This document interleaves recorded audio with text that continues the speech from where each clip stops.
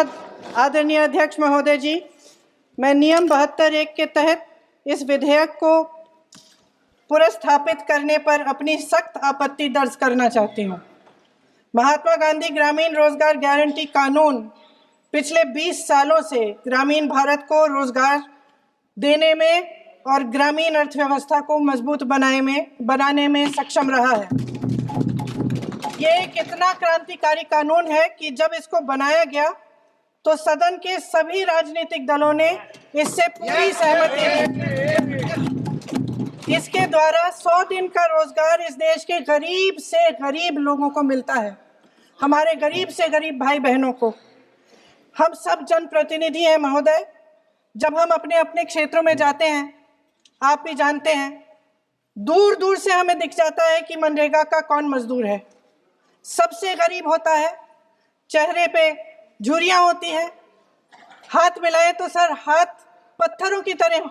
हाँ सर, मैं कर रही हूँ, पहुंच रही हूँ, मुझे पहुंचने दीजिए। नहीं, 1 मिनट लूंगी, मुझे पहुंचने दीजिए। सर, उनके हाथ पत्थरों की तरह कठोर होते हैं क्योंकि इतनी मजदूरी करते हैं। तो सर, मेरा जो इस बिल पर ऑब्जेक्शन है, सर ये जो कानून है, इसके तहत हमारे गरीब भाई बहनों को जो रोजगार की कानूनी गारंटी मिलती है, जो अधिकार मिलता है, वह इस योजना में मांग के आधार पर संचालित होता है। मतलब जहां जहां रोजगार की मांग है, वहां इस योजना द्वारा 100 दिनों का रोजगार अनिवार्य है, देना अनिवार्य है।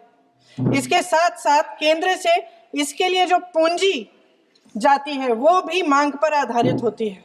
यानी कि इस योजना के लिए जितने पैसे जहां भेजने हैं, कितने भेजने हैं, वह जमीनी परिस्थितियों पर आधारित होता है और मांग के आधार पर निर्धारित होता है।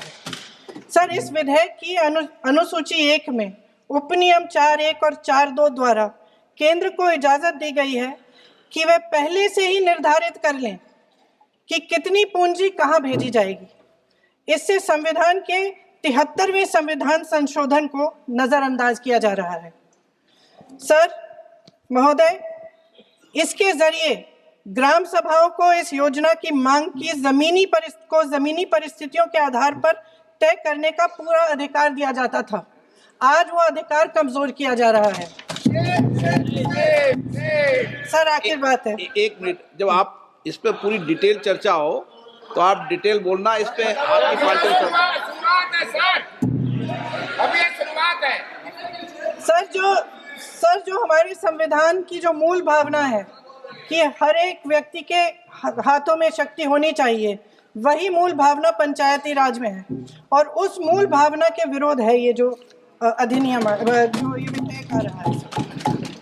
सर, इस विधेयक के जो प्रबंधन है, जिससे रोजगार का जो अधिकार है, कानूनी अधिकार है, वो कमजोर हो रहा है, वो हमारे संविधान के विपरीत है। सर ये हमारे इसी सदन ने ये कानून बनाया और इसी सदन ने ये अधिकार जनता को दिया है। ओके। सर, एक और है सर, महात्मा गांधी मनरेगा में 90% अनुदान केंद्र से आता था। इस विधेयक द्वारा ज्यादातर प्रदेशों में अब 60% आएगा, इसको घटाया गया है। ओके। सर, इससे प्रदेशों की अर्थव्यवस्था पर बहुत भार होगी और खास तौर से ये वे प्रदेश जिनकी अर्थव्यवस्था पहले से ही केंद्र की ओर से जीएसटी के बकाये के इंतजार में है। ओके, माननीय सदस्य। हो गया। सर, इस विधेयक द्वारा केंद्र का नियंत्रण बढ़ाया जा रहा है और जिम्मेदारी घटाई जा रही है। सर, जो 100 दिन का अधिकार आपने 125 करने की बात की है, लेकिन इसमें वेतन की बढ़ोतरी, आपकी जो मजदूरी की बढ़ोतरी है, इसकी कोई बात नहीं है। माननीय सदस्यों। सर, ये सही बात है कि अभी तक जो बकाया है वो ही पूरा नहीं हुआ है। माननीय सदस्य गणों, मैं आपसे सर, आखिरी बात ये है सर कि हर योजना का नाम बदलने की जो सनक है, ये समझ में नहीं आती है।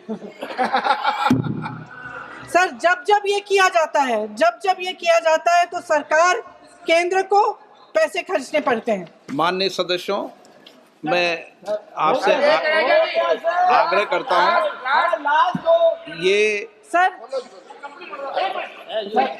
आप पोस्टर रख दे नीचे। मैं ये रख दूं? नहीं, आप पीछे वाले माने सदस्य, आप 72 में नियम में विरोध कर दें आप। ठीक। सर आखिरी पॉइंट है कि बिना चर्चा के, बिना इस सदन की सलाह लिए इस तरह से जल्दी जल्दी में विधेयक को पास नहीं होना चाहिए। सर ये विधेयक वापस लिया जाना चाहिए। इसके बदले में सरकार को एक नया विधेयक पेश करना चाहिए। खत्म करूं? महात्मा गांधी जी मेरे परिवार के नहीं थे, लेकिन मेरे परिवार जैसे ही हैं, और इस पूरे देश की यही भावना है सर। सर इस पूरे देश की यही भावना है। नो, माननीय सर आखिरी बात, सर आखिरी बात यह है कि गहन जांच पड़ताल और व्यापक चर्चा के लिए इसे कम से कम स्थायी समिति के पास भेजा जाना चाहिए, और कोई विधायक किसी की निजी महत्वाकांक्षा, सनक और पूर्वाग्रहों के आधार पर न तो पेश होना चाहिए और न ही पास होना चाहिए। धन्यवाद। हमसे जुड़े रहने के लिए हमारे YouTube चैनल को सब्सक्राइब करें और नई वीडियो की नोटिफिकेशन के लिए बेल आइकॉन को दबाएं।